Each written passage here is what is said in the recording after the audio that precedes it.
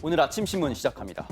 SKT의 번호 이동 위약금 면제 시한과 단통법 폐지를 앞두고 통신사들의 가입자 쟁탈 전쟁이 가열되고 있다는 기사 먼저 보겠습니다.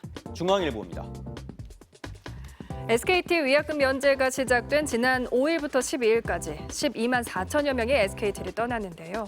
해킹 사태로 경쟁판이 깔리니 통신사들 사이에선 무책임한 마케팅이 판을 치고 있습니다.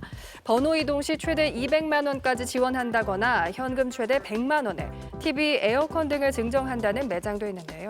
방송통신위원회는 통신 3사 마케팅 담당 임원들에게 지나친 경쟁을 자제해 줄 것을 요청했지만 현장 분위기는 가라앉지 않고 있습니다. 오는 22일부터 단통법이 폐지돼 보조금 상한선이 사라지면서 이러한 열기는 당분간 이어질 것이란 전망도 나오는데요. 통신사 간 경쟁 과열은 휴대전화 구입을 앞둔 소비자 입장에서 반길 만한 일일 수 있지만 여러 부작용도 우려됩니다. 허위 과장 광고가 늘거나 보조금을 미끼로 비싼 요금제를 강제하는 편법 판매가 이뤄질 수 있고요.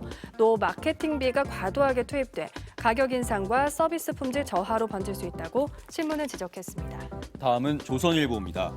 경찰 수사에 AI가 도입되면서 증거 분석 시간 등 수사에 소요되는 시간이 대폭 줄어들 전망입니다. 수작 거부로 이뤄졌던 CCTV 분석과 지문 감식은 범죄 수사의 가장 핵심 요소지만 시간이 많이 걸렸는데요. 아동학대 영상 분석 시스템과 같은 AI 기술로 육안으로 판단하기 힘든 아동학대 장면까지 잡아낼 수 있고요. 겹쳐져 있는 여러 지문을 AI로 분리해내는 시스템을 통해 효율적으로 지문을 감식하거나 신고자 위치를 정밀하게 측정하는 3D 위치 측정 기술을 통해 건물 위치뿐만 아니라 층수나 지하 등 구체적 위치까지 측정할 수 있습니다. 또 딥페이크와 같은 AI 범죄를 잡는 기술도 개발하고 있다고 신문은 전했습니다. 이어서 경향신문 보겠습니다. 그동안 워터밤 축제가 끝난 뒤 관객들이 버리고 간 물총이 논란이 됐었는데요. 올해부터는 축제에 사용된 물총들이 재사용되거나 재활용될 예정입니다. 워터밤 주최 측은 축제 기획 단계에서부터 사용 후 버려진 물총의 재사용, 재활용 방안을 장난감 재활용 전문 환경단체와 협의했는데요. 워터밤에서 수거한 물총 1,500여 개 중 약 3분의 1은 지역 아동센터 등에 기부할 예정이고요. 재사용이 어려운 물총은 분해 후 플라스틱 재활용 단계로 갈 예정입니다.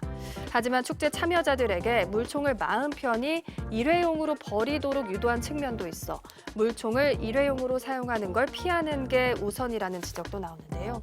물총을 대여해주고 반납하게 하는 등의 방안도 고려해볼 필요가 있다는 주장이 제기됩니다. 다음은 국민일보입니다. 오늘은 북한 이탈 주민의 날인데요. 최근 10년간 무연고로 사망한 북한 이탈 주민이 83명에 달하는 등 상당수가 경제적 빈곤과 고독사 위험에 노출돼 있습니다. 지난 5월 기준 구위험군 북한 이탈 주민은 7,200명으로 전체 주민의 20%로 집계됐는데요. 고위험군은 보건복지부의 위기 지표 가운데 단전 단수, 건강보험료 체납, 금융연체 등 10여 개 지표가 중첩된 상태를 뜻하는데 고위험군 북한 이탈 주민 가운데 생계급여 수급자 비율은 절반 정도에 그쳤습니다. 관리기관과 연락이 닿지 않아 실질적 보호를 받지 못하는 도위험군도 늘고 있는데요.